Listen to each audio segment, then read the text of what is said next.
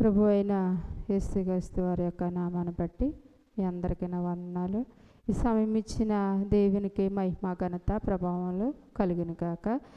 మనం దావీదు కీర్తనలో నుంచి ఒక మాట చదువుకుందాం. 101వ కీర్తన చదువుకుందాం. నేను కృపను గూర్చి న్యాయమును గూర్చి పాడేదను, యెహోవా నిన్ను కీర్తించేదను. నిర్దోష మార్గమున వివేకముతో నడుచుకొందును. నీవు ఎప్పుడు నా యొద్దకు వచ్చేదవు, నా ఇంట యథార్థ హృదయముతో నడుచుకొందును అంటూ ఉన్నాడు ఆయన. ఆమేన్. ఇక్కడ మరి భక్తుడైన దావీదు చెప్పిన మాట ఏంటంటే, యెహోవా నిన్ను కీర్తించేదను, నిర్దోష మార్గమున వివేకముతో నేను నడుచుకొందును. నా ఇంట నేను యథార్థ హృదయముతో నడుచుకుంటా ఉన్నాను అంటున్నాడు. ఏ మార్గం అంటే ఇది నిర్దోషమైన మార్గం అంట. నిర్దోషమైందంటే పాపము లేని మార్గం.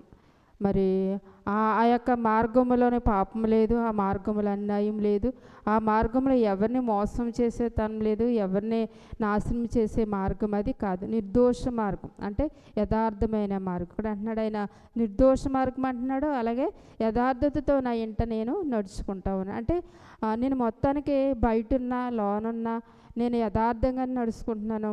నేను దోషిని కాదు కానీ నిర్దోష మార్గాన్నే నేను నడుస్తూ ఉన్నాను. మళ్ళీ ఆయన ఏమంటున్నాడంటే నేను నిర్దోష మార్గాన్ని వివేకముతో నడుచుకుంటాను అంటున్నాడు. దావీదు చెప్తున్న ఈ మాటను మనం చాలా జాగ్రత్తగా వినాలి. ఏంటంటే నిర్దోష మార్గం, తర్వాత వివేకంతో నడుచుకోవటం.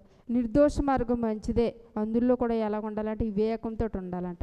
ఎంత నిర్దోష మార్గాన్ని నడుచుకున్నా కానీ వివేకం లేకపోతే మంచి చేసినా కానీ ఏమి ఎదురవుతుందంటే కీడు లేకపోతే తిరస్కారం ఎదురవుతూ ఉంటుంది.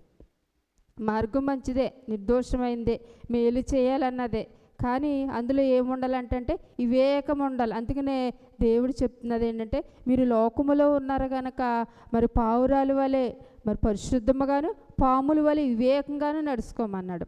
మాలో మంచి ఉన్నదే, మాలో నీతి ఉన్నదే, మాలో భక్తి ఉన్నదే, మాలో విశ్వాసం ఉన్నదే, మరి మాలో చాలా నమ్మకం ఉన్నది, మేము ఎవరికైనా మేలు చేసే మనసు మాలో ఉన్నదని మనం అనుకోవటం మంచిదే. కానీ ఆ మార్గంలో కూడా ఎలా ఉండాలంటే వివేకం ఉండాలంట. ఎలా ఉండాలంటున్నాడు ఆయన అంటే వివేకముగా నడుచుకో. లోకములో మనం మంచి మార్గమే, కానీ లోకములో ఉన్నాం కనుక అందులో కూడా వివేకంగా నడుచుకోవాలి.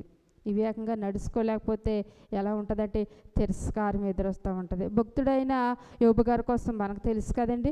భక్తుడైన యోబు గారు అందరికీ మేలు చేశాడు. ఆయన చాలా మంచివాడు, ఆయన చాలా యథార్థవంతుడు. దేవాతి దేవుడే చెప్పాడు అతని వంటి మనుషుడు లేడు, అతడు యథార్థవంతుడు, న్యాయవంతుడు, అతని వంటి వాడు భూలోకంలో ఎవడ కూడా లేడని చెప్పాడు. అటువంటి ఆయనకు కూడా ఒకసారి శ్రమ వచ్చేటప్పుడు, కష్టం వచ్చేటప్పుడు ఆయనకి ఏం కలిగిందంటే శ్రమ కలిగింది. ఏం కలిగిందంటే అండి శ్రమ కలిగింది. ఆ శ్రమలోని ఆయన మంచివాడే అని అన్న వాళ్ళందరూ ఏమన్నారు అంటే ఆయన ఏదో పాపం చేశాడు, ఏదో దోషం చేశాడు. ముఖ్యంగా ఎలుహు అన్న ఒక అతను ఉంటాడు. అతను అంటాడు ఈ యొక్క యోబు చాలా మంచివాడని చెప్పుకుంటా ఉన్నాడు, చాలా వివేకంగా ఉన్నాను, నేను చాలా జ్ఞానవంతుని, అందరికీ మేలు చేశానని చెప్పుకుంటా ఉన్నాడు. కానీ ఇతడు చేసేది దేవుడు చూడలేదా, ఇతను చేసిన దాన్ని బట్టి ఇతనికి తీర్పు దేవుని దగ్గర నుంచి వచ్చింది అన్నాడు. అంటే దానికి అర్థం ఏంటి?